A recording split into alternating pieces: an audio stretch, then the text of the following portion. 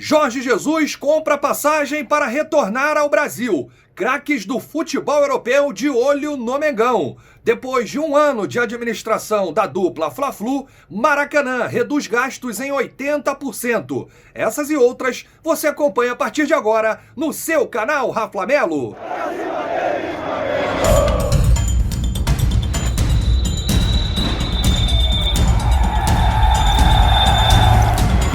Salve galera do canal Raflamelo, estamos de volta para mais um vídeo. Vocês já sabem, cola esse dedo no like, ajude muito o nosso canal, continue compartilhando os nossos conteúdos. Se você ainda não é inscrito, aqui embaixo tem um botão vermelho, você se inscreve. Não se esqueça de ativar o sininho para receber todos os nossos vídeos e, claro, seguir as redes sociais do canal Raflamelo. Em entrevista à Flá TV, o Rafinha aprontou, fez de tudo, mandou um pagode, falou que a torcida do Flamengo é inigualável. Ele contou da história do futebol europeu, seleção brasileira, ele nunca viu nada igual e realmente a torcida do Flamengo embala o time. E ele destacou que craques que atuaram com ele lá no futebol europeu, mais precisamente no Bayern de Munique, o goleiro Manuel Neuer, o meia Franck Ribéry e o volante Vidal. Eles acompanham o Flamengo, ligam para ele, para o Rafinha, para falar dos jogos, sabem tudo de Mengão. Eu fico imaginando essa resenha entre Rafinha,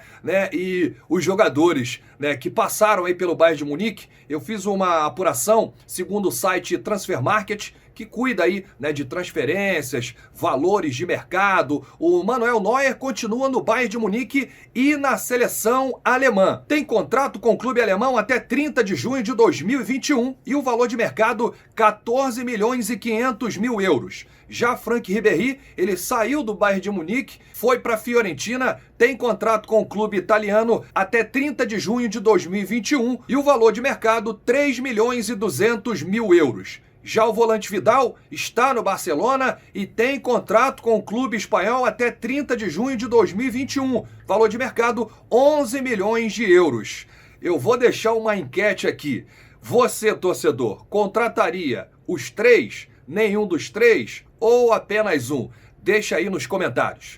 Informação do jornalista Caemota, do GE, Globoesporte.com. O Mister já está com passagem comprada e data para chegar ao Brasil. Você acompanha na imagem, o treinador comprou a passagem para retornar ao Brasil, está de malas prontas e voo escolhido. A reserva feita para o dia 1º de maio. O técnico do Flamengo e 3 de seus auxiliares compraram voo procedente de Lisboa e com 2 conexões até o Rio de Janeiro para o dia seguinte, ao fim das férias do departamento de futebol. A única pendência agora é a confirmação da liberação por parte das autoridades para a volta da normalidade nas atividades aéreas entre os dois países, Brasil e Portugal. Há uma reserva no nome do Mister Jorge Jesus, também do seu auxiliar João de Deus, o Thiago Oliveira e o Márcio Sampaio, que fazem parte aí da comissão técnica. O trajeto será feito Lisboa, Recife, Campinas, Rio de Janeiro. Um pouquinho mais longo, existe até um voo Rio-Lisboa,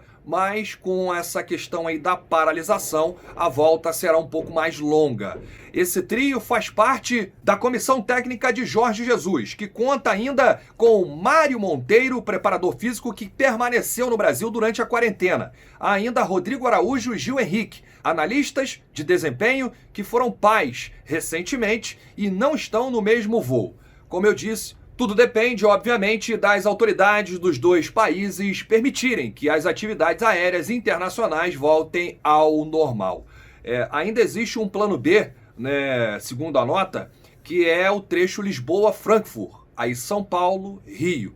Mais longa, mas seria aí um plano B. No momento, porém, a reserva realizada por garantia foi mesmo a da Companhia Aérea Brasileira, com base em Campinas. E o Flamengo já tem tudo estruturado para receber a volta do Mister Jorge Jesus e também parte da comissão técnica. O De Arrascaeta está no Uruguai Isso aí não tem nenhum problema, né? O De Arrascaeta pode vir até por via terrestre, mas foi informado que não terá problemas para chegar ao Brasil. Outros estrangeiros que fazem parte do elenco do Flamengo, o paraguaio Pires da Mota e o colombiano Orlando Berrio, ficaram no Brasil nesse período de quarentena. O elenco está de férias até o dia 30 de abril.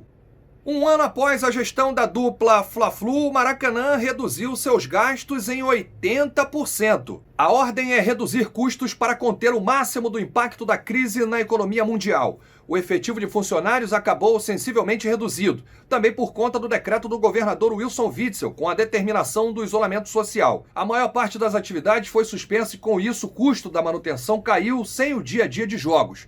Estimado em 2 milhões mensais, o valor durante a pandemia é calculado em cerca de 400 mil reais, reduzindo aí em 80% os gastos operacionais do Maracanã, ou seja, é um verdadeiro alívio nesse período em que não temos jogos e o complexo do Maracanã, nesse momento, servindo aí para hospital de campanha. Até o final de abril, o hospital de campanha do complexo do Maracanã deve estar em funcionamento. Para a gente encerrar o nosso vídeo, a última parte da entrevista com o infectologista Dr. Edmilson Migovski, professor da UFRJ, falando sobre tudo e com uma boa notícia para o mundo. Vamos acompanhar. Mais uma vez aqui na Super Rádio Tupi, de máscara aí, doutor Edmilson Migovski, sempre muito gentil ao nosso canal. De máscara enquanto durar os nossos toques, né? Tá é verdade, porque tá difícil, hein? De máscara, já com álcool gel na mão, olha lá, ó, fazendo sempre a higienização para ficar muito bem. Fique bem, né? Fique bem com o doutor Edmilson Migovski. Sempre é um grande prazer meu recebê-lo. E para a gente fechar aí essa semana, né, desse assunto, eu quero saber o seguinte: a situação do país, doutor Edmilson Migovski, pode piorar? Eu acho que, assim, acho que pode piorar ainda nos próximos dias. O que, de certa forma, me tranquiliza são os hospitais de campanha sendo montados, né? Inclusive o Maracanã está já está praticamente pronto. Então isso é legal, eu vejo isso com bons olhos, que você aumenta a retaguarda, porque infelizmente esses hospitais vão ficar cheios, como está acontecendo agora. Existe um risco de colapso nos hospitais do Rio de Janeiro? Existe risco de colapso, sim. A gente vive no limite. No Brasil também, né? Também. A nossa sorte é que outras doenças reduziram bastante, os acidentes, por conta da quarentena, teve redução de acidentes. Sim, reduziu o número de homicídios, né? Um monte de coisa. Mas, assim, a minha esperança, Rafael, é que eu mesmo participo de pesquisa envolvendo um medicamento para tratamento, e eu tenho uma experiência pessoal bastante promissora, sim, com os casos evoluindo muito bem, e essa pesquisa já se iniciou essa semana em São Paulo, comparando esse medicamento que eu acho promissor com outras drogas. E a ideia é que você possa fazer bem no início dos sinais e sintomas. Prevenir. Não é prevenir, não. É porque você faz bem no início. Comecei a ter mal-estar, febre, eu começo o tratamento. Até tem um protocolo de prevenção. Sim. Por exemplo, o médico foi lá, entubou o paciente, recebeu um monte de gotícula, eu até posso fazer preventivamente, antes dos sinais e sintomas. Mas o que eu estou defendendo hoje é iniciar em quem tem sinais e sintomas. E eu tenho observado que quando você faz bem no início, é um medicamento que é de venda controlada, você tem bons resultados. Então pode ser que a gente, disseminando essa ideia, e essa é a minha tese, se confirmando, que eu possa utilizar esse medicamento com menos cerimônia e fazer com que o paciente não evolua de uma forma grave, não colapsando os hospitais. Sim. Essa é a minha leitura. Então, se isso ocorrer, pode ser até que a gente torne essa Covid-19 uma doença banal, como se fosse um resfriado. Sim. Mesmo, porque a gente vai ter medicamento para fazer. Ou seja, esse medicamento é diferente da cloroquina, que era Sim. usada numa fase mais avançada. Exato, porque a cloroquina, ela tenta reparar o estrago que o vírus causou. Esse medicamento tenta fazer com que esse vírus não se replique tanto, não causando tanto estrago. Sim. Então, eu vou usar esse medicamento no início, e se esse medicamento falhar, eu posso cair, então, na necessidade de fazer a hidroxicloroquina no paciente hospitalizado. Pode falar o nome do medicamento? O que está sendo estudado hoje é o nitazoxanida, né, que inclusive é uma linha de pesquisa minha. Eu já trabalho nesse produto há 10 anos, e a gente viu estudos in vitro que mostram que ele é inibe a replicação do vírus da dengue, da febre amarela e de vários outros vírus que não foram pesquisa minha, mas tem vários trabalhos mostrando que ele atua também contra a chikungunya, contra a zika, contra o vírus influenza, que é o vírus que causa resfriado. Portanto, ele tem uma ação antiviral e não seria diferente com a Covid-19. A gente tem observado bons resultados, desde que você inicie precocemente o tratamento. Migovski, eu queria só te parabenizar, você é um dos maiores infectologistas, trabalha aí para salvar vidas e que dê tudo certo nesse medicamento, já está em fase final, né? Isso, já tá, o medicamento já existe para outros fins, mas nessa proposta é uma dose diferente. Sim. Então, a gente está avaliando essa dose diferente, os pesquisadores de São Paulo, eu sou um dos conselheiros desse grupo, o grupo está avaliando, e eu acho que no máximo em 10 dias, contar da publicação dessa nossa entrevista, Rafael, sim, a gente vai ter bons resultados para contar. De repente eu volto e te conto depois. Com certeza, é sempre bom a gente receber excelentes notícias como essa. Já que a gente está falando de data, qual a data para o pico dessa doença, mais precisamente falando aqui do nosso país? Eu acho que esse pico vai variar de acordo com cada estado. A gente não tem como falar uma verdade, essa verdade ser única para o Brasil todo. O Brasil tem 210 milhões de brasileiros, um país que tem diferentes Brasis dentro de um único Brasil. Você vê agora a Fortaleza está comendo pão que o diabo amassou, o pessoal de... São Paulo, Rio e Fortaleza nessa ordem, né? Assim, e em questão do colapso mesmo, na região amazônica, está colapsada, você vê um monte de gente, um monte de cadáver dentro dos hospitais, junto com as pessoas ainda com vida. Então, eu acho que vai variar muito, mas... eu acho que daqui a 2 ou 3 semanas, Rafael, quer dizer, finalzinho de abril, início de maio, a gente pode ter surpresas, infelizmente, desagradáveis. E a surpresa que eu estou reservando, agradável, seria a gente ter um medicamento com um pouco mais de certeza quanto à segurança e eficácia no tratamento. Olha aí, fica o alerta para aqueles que acham que é só uma gripezinha, que não é nada demais. Olha aí, o infectologista, professor da UFRJ, falando que poderemos ter aí uma situação pior daqui a 2 ou 3 semanas. Doutor Edmilson, qual a expectativa de melhora? Eu não vou falar aqui só em relação ao Brasil, mas no mundo, né? Nós estamos vendo aí os Estados Unidos, né? Perdendo mais gente por dia do que uma Segunda Guerra Mundial. Impressionante. O World Trade Center, nós tivemos aí 2.200 pessoas em um dia. Na guerra, no ápice da Segunda Guerra Mundial, nós tivemos aí 4.100 mortos. E recentemente nós tivemos 4.600 mortos em 24 horas em Nova York. E um país do primeiro mundo, riquíssimo, tem todo o dinheiro do mundo, vai colapsar não por falta de recurso, não de recurso financeiro, sim por falta de equipamento, né? Então isso é muito, muito triste. O americano tem muito mais recurso financeiro, muito mais tecnologia que a gente e está sofrendo muito.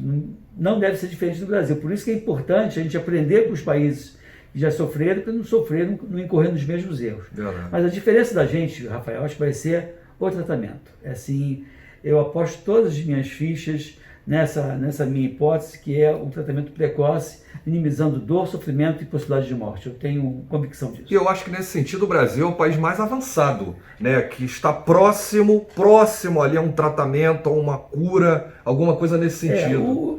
Existe essa mesma pesquisa com esse mesmo medicamento nos Estados Unidos. Sim. Inclusive o pesquisador, ele mora nos Estados Unidos e a gente tem contato direto com ele, o meu pesquisador, o cara que bolou a molécula. Então, eles também estão fazendo lá. Eu queria muito sair na frente deles para poder ter um resultado mais precoce. E segundo, outra boa notícia é que esse medicamento, ele tem uma fábrica do princípio ativo, fica na Argentina e eu tive...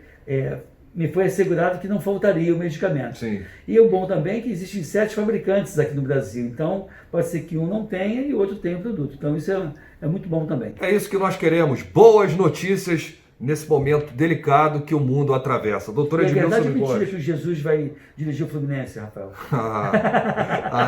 Isso é muito mentira. A esperança é a última que morre, viu, Flamenguista? Não. Doutor Edmilson Bigode, que é tricolor, tá feliz com o Fluminense, não? Tá bom, também. Tá bom, ano passado, né? Tá bom, o Fluminense é líder na pontuação geral aí do Carioca, hein? Não estou acompanhando muito. Mas aqui a gente não tem clube. Tá todo mundo no mesmo barco. O doutor Edmilson Bigode sempre é muito gentil, atendendo aí a nossa reportagem do canal Rafa Flamengo. Ele tá ganhando bastante seguidor e vai ganhar mais. O canal no YouTube é o Fique Bem e no Instagram? No Instagram é o @fiquebemoficial e também o @edmilson.migovski. E se tiver muito flamenguista, eu vou botar Fique Bem Flamengo lá no meu. Vou tocar o nome. E ainda vai sortear a camisa do Flamengo. Nossa, eu faço isso sempre. Tem que ter muito flamenguista lá seguindo a gente, porque eu digo assim, Rafael, o principal problema de saúde da população brasileira é a falta de educação para a saúde. Se eu conseguir orientar todos os flamenguistas, que é a maioria dessa população, dessa nação, a gente vai ter pessoas mais bem educadas, promotoras de saúde e não de dor, sofrimento e morte. Doutor Edmilson Migovski, fique bem e continue fazendo esse excelente trabalho. Tamo junto. Um abraço. Um grande abraço.